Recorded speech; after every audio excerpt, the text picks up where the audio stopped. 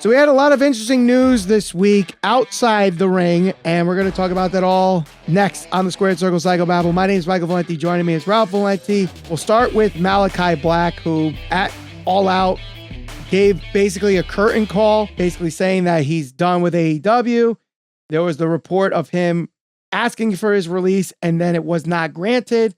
However, we've heard that the release was in fact granted on a conditional basis that he doesn't go anywhere for 6 months to any other wrestling promotion. But on top of that, he is going to be missing an upcoming event for Northeast Wrestling, citing health issues. Part of the reason why he asked for the release for AEW, according to reports, is mental health issues and other physical issues, and just wanted to right that ship. So I don't think this was him trying to get out of his contract to go to WWE now that Triple H is running creative, although some people would think that.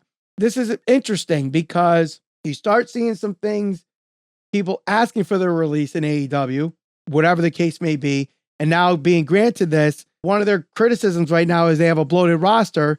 So if a guy doesn't want to be there, that's an easy cut. Yeah, I mean, it stinks if the case, in this case at least, that he's asking for his release, whether it's because of, creative issues or, the mental health stuff. Obviously, like we said the last time, we just want to make sure that he's obviously okay, gets the help that he needs. But I think ultimately for him, he's got to decide what's best for him. He may walk away from wrestling altogether. He may decide after 6 months, let me go back to AEW.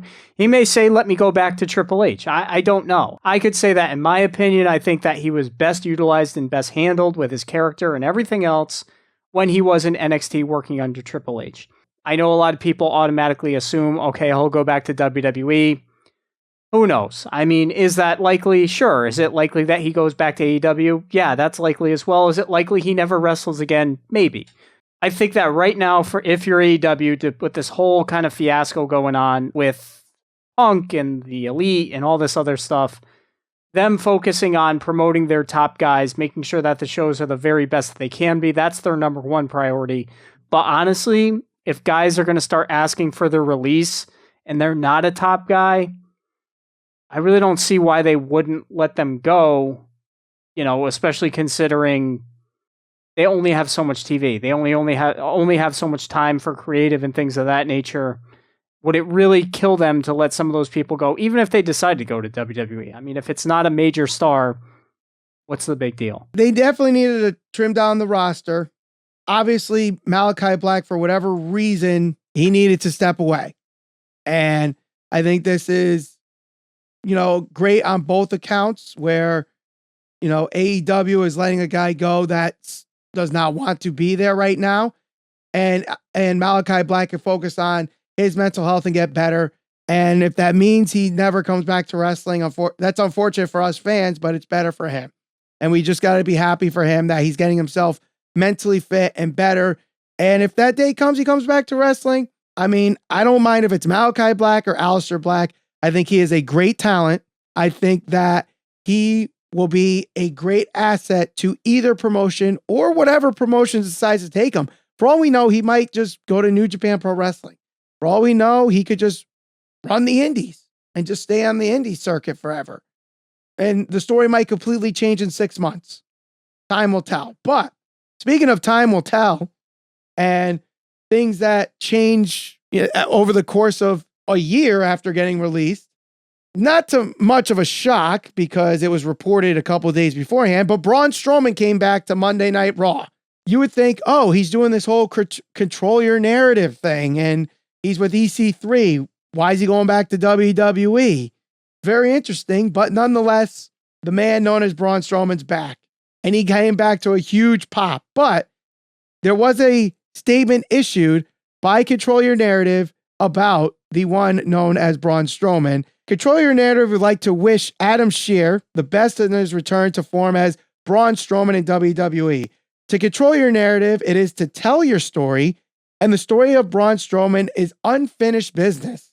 May Adam and Braun continue to strike fear into the hearts of his opponents while also doing what motivates him the most, putting smiles on people's faces worldwide. So, Ralph, what are your thoughts on Braun Strowman coming back to WWE? the reaction you got from the crowd, and the statement here from Control Your Narrative. I definitely agree. I mean, with the actual release or whatever you want to call it from Control Your Narrative, I think they're right. This is the best form of Braun Strowman because it is the form that, most people can relate with. It's the most recognizable form of Braun Strowman. He wasn't nearly going to get the recognition that he was going to get working in WWE even on his own promotion, like CYN, whatever you want to say about that company, that wrestling promotion. I certainly didn't take them very seriously. I don't think many other people did, to be quite honest. No. And seeing Braun Strowman back on Raw or SmackDown, I definitely think it's intriguing. I don't know exactly what they're going to do with him right out of the gate, considering, we did just get Karrion Kross coming back. He seems to be on SmackDown. Drew, Roman, I don't think he's going to go right into the title picture. I was never a huge Strowman guy, but if he's under Triple H, let's see what he can do with him. Hopefully This run is better than his last one.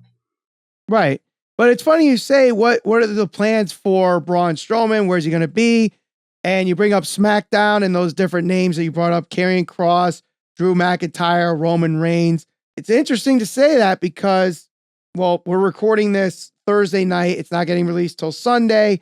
Braun Strowman already made an appearance on SmackDown, but according to PW Insider, Strowman will be assigned to SmackDown moving forward. And it is also said that Strowman will be a top babyface on the show. He did lose to Roman Reigns for the Universal Championship, but there's claims that Roman Reigns has beaten everybody. So do you build Strowman up to at least challenge Roman for the Universal Championship? If I had the choice between him, Cody, or Drew, he would be the last in pecking order, in my opinion. Just because, look, he's already been a champion. Drew was super over at Clash of the Castle. And I think everybody's hopeful that Cody's going to be the guy that defeats him. So I don't think they're going to go with Strowman, but I could see him certainly contending. Personally, I love Strowman, and I felt like he was the guy that Vince McMahon missed the first time around. He should have pulled the trigger on Strowman, beating either Roman or Brock Lesnar for that title. And for whatever reason, Vince got gun shy, never put the title on him until it was way, way, way too late. And then at that point, Vince thought, you have no value, especially for what I'm paying you. You're done, and released him. And here we are a year later, trying to, no pun intended, but control his narrative and right that wrong that Vince McMahon had for him. Do I think he's the guy that dethrones Roman? Right now, I would say no. Do I think it's possible with the right booking? And if the crowd gets super behind him, which listen to that Kansas City crowd on Monday, at least you think it's possible. But it's still a long, long way to go. I'm not going to come out here and say, oh, look at that pop. He's beating Roman out of the gate. I still think now that Drew did not win that match at Clash of the Castle, I'm with you. I think it's Cody's title to lose at this point, or Cody's title to win at this point. So we'll see where it goes from there. But another guy that could potentially be someone that dethrones Roman Reigns is Seth Rollins. And one of his, big feuds that he had during the pandemic, coming out of the pandemic, and his whole character change was against Cesaro, and it led to a match at WrestleMania. Damn good match. It seemed like they were going to elevate Cesaro, but then, Cesaro eventually had a Universal Championship match against Roman Reigns at WrestleMania Backlash, which he lost. Then after that, kind of foddered, and then eventually he did not renew his contract, and now he is in AEW. Seth Rollins was on the Out of Character podcast with Ryan Satin and kind of regrets the fact that he did not press to take the Cesaro storyline to different directions to help his character grow and maybe help elevate Cesaro to another level too. So I ask you this. Do you think the Cesaro-Seth storyline could have gone in different directions to help elevate Cesaro and bring Seth Rollins' character to a different level that he said did not really click until the Edge storyline? I don't know if Seth's character would have necessarily been elevated to a different level just because, look, I like Cesaro. I think he's great in the ring. I've always said the same thing, and I still haven't seen it in AEW. The one thing that he is missing is that certain it factor from a charisma standpoint. Certain guys can draw that out of one another. I'm not so confident like Cesaro would be the guy to push, Seth to another level. If anything, right now, I think the most recent stuff we've seen from Seth with the likes of Cody, the likes of Riddle, Edge, like guys with a strong personality, like those aren't guys that are just good wrestlers in the ring. There's a certain character, a certain personality that comes across on the TV. Mm-hmm. Do I think that Seth could have helped elevate Cesaro? Maybe. I'm not going to say that's not possible. I think it's more likely that he would have drawn more out of Cesaro than Cesaro would have pushed Seth to different heights, to be honest. They tried with Cesaro out of that storyline. They put him in the main event against Roman. Yes, he lost. But look at a guy like Kevin Owens who lost to Roman Reigns 4 times. He still got a main event at WrestleMania. He's still a main focal point on Raw. While some people might say, oh, he was buried by Roman Reigns, I would disagree with that. He, despite those losses, has still done very well in WWE. Whereas Cesaro, they gave him a shot. And, the storyline didn't click. The match was good, but we know that from Cesaro, that he can have good matches. It's just that character thing just that couldn't click with a wide range of people that didn't keep him at the main event level or prevented him from staying at the main event level. Maybe that clicks in AEW, but so far it's just kind of been the same thing. Yes, he's Ring of Honor World Champion. Yes, he's had some good matches. Yes, they put him in a focal point, but is he a top guy right now? I would say no. But I will say this. I do agree with him on something. So Cesaro, now known as Claudio Castagnoli, his real name in AEW, recently had an interview where he mentioned about star ratings. And we all know our, opinions on star ratings or whatever. But he was actually on the AEW Unrestricted podcast. And here's what he had to say about star ratings. He said, we established like last week, we had a shoot prior to Mox's title unification match. And we kind of established that. It kind of started as a joke, but it was funny because the only thing that matters in the Blackpool Combat Club is Uber ratings. The only stars that matter are Uber ratings because William Regal has a 5-star Uber rating. I mentioned it because my Uber rating dropped from 4.91 to 4.89, and I'm very upset because that means somebody would have had to rate me lower, and I want to find out who it was. So, Ralph, what's more important, star ratings or Uber ratings? Absolutely, without a doubt, Uber ratings. Because when I'm hungry and I want something to eat late at night after binge watching, let's go with All Out because that was a long ass pay-per-view. I'm not really so concerned with how well these matches rated to a one certain individual. I just want to eat some damn food. And I want to make sure it's fat, nasty, greasy, good, wholesome, sit in my stomach till the next day type of stuff. So Uber Eats too. You're adding to this too. Absolutely. Not just Uber, the taxi or kind of taxi service where like they take you places. Uber. Have you ever used Uber? Many times. I got myself in a lot of trouble in Ubers on many occasions too. I've fallen asleep in Ubers. How? I've been escorted out of Ubers. Well, one thing leads to another. You have a few too many cocktails and suddenly you're asleep in someone's back seat. I'm lucky I didn't wake up in ditches. This is why I don't drink. End up getting escorted out of Ubers. You know what's really fun? Taking an Uber home and then Uber eating food to your house.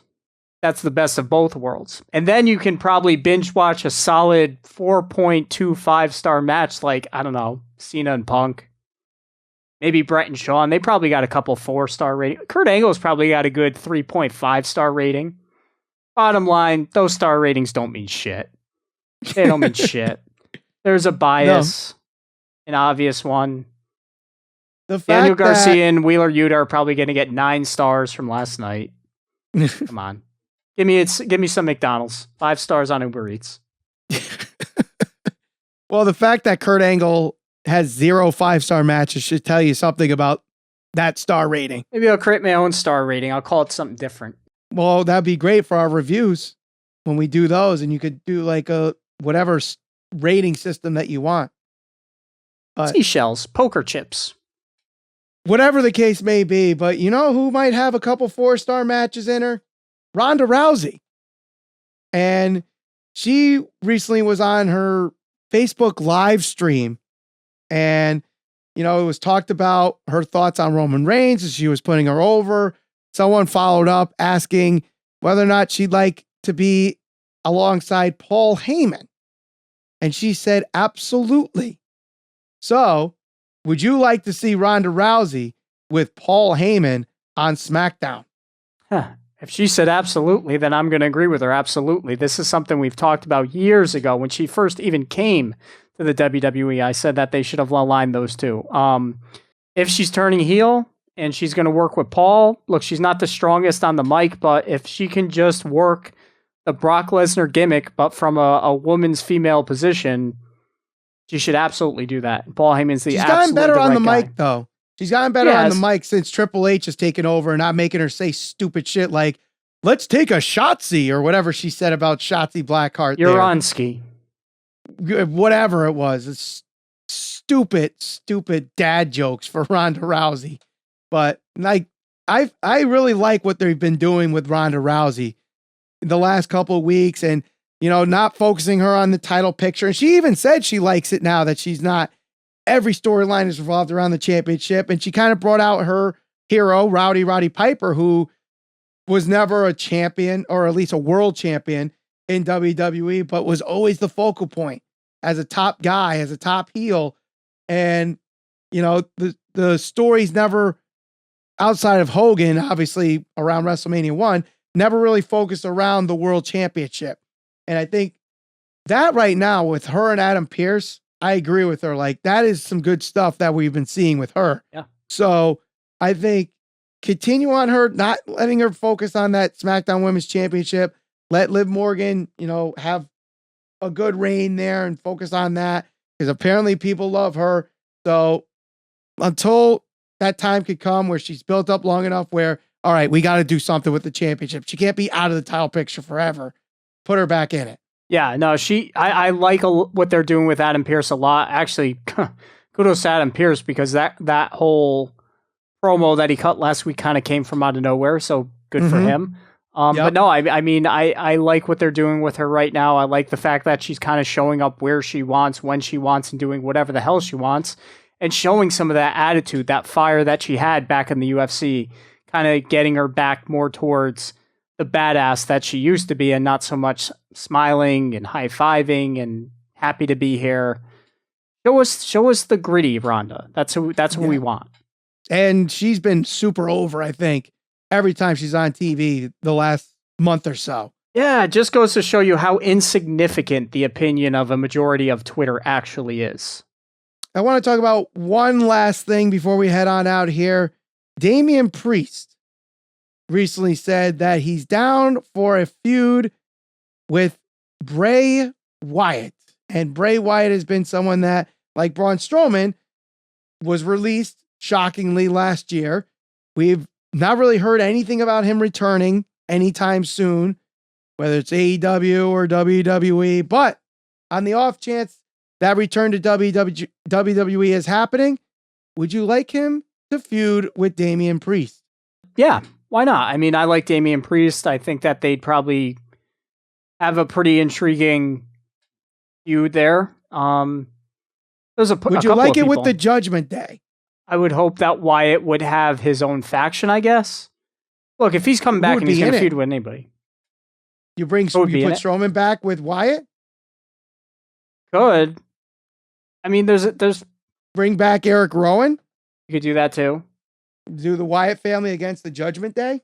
Bray and Finn have, possibly unfinished business too, because the Fiend did squash Finn Balor at SummerSlam a couple years ago. Yeah. I think there's definitely money to be had with Wyatt. It's just got to be done the right way. I don't think just because Triple H is running creative now, it definitely means like he could right the wrong of the Fiend, Bray Wyatt. I think that character, while everyone loved it, still had its limitations. Like eventually, the Fiend had to lose. I would not have had him lose to Goldberg, but eventually had to lose. All that stuff with, at WrestleMania with Alexa and Randy Orton just was weird. And at that point, it's like the Fiend is useless, unfortunately, but it'd be interesting to see where it goes. But let us know what you guys think of all the news that happened this past week outside of CM Punk and the Elite and all that fun stuff in the comments below, or give us a tweet at SCPB Podcast. Give us a 5-star review on your favorite podcast provider. Subscribe, hit that bell for notifications. We'll see you on the next episode of the Squared Circle Psychobabble.